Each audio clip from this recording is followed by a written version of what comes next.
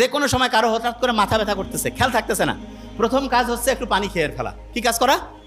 পানি খেয়ে ফেলা একটু, কি এটা এক নাম্বার।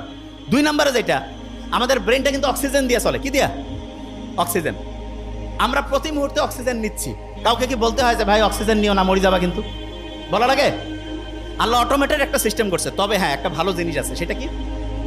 আমরা যদি কেউ বুক ভরে শ্বাস নেই, তাহলে আমাদের যে ব্রেন থেকে শুরু করে শরীরের সমস্ত অংশ ঠিক পরিভাবে অক্সিজেন পায় এবং তখন মনটা চাঙ্গা লাগে। এখনই প্রমাণ করছি, এখনই একটু বুক ভরে শ্বাস নিব, এটা আমি করি।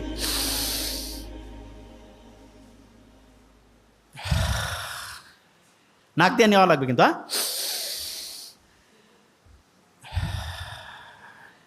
অনেকে মনে করে বোধহয় যোগ ব্যায়াম করাচ্ছে, না, এটা জিনিসটা কি বলি আরেকবার নেই।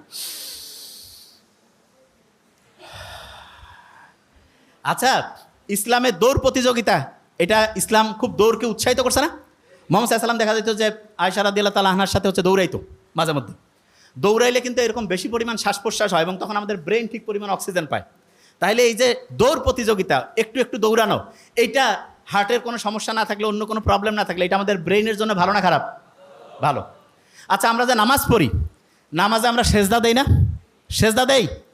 সেজদা যখন আমরা দেই, শুনলে অবাক হবো, কপালটা আমরা মাটিতে লাগাই না?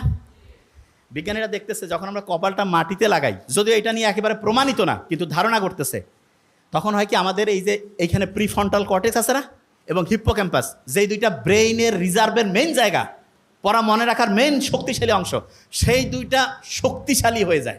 তার মানে যত বেশি সেজদা, প্রিফ্রন্টাল কর্টেক্স, হিপ্পোক্যাম্পাস তত বেশি পাওয়ারফুল হয়ে যায়। সুবহানাল্লাহ।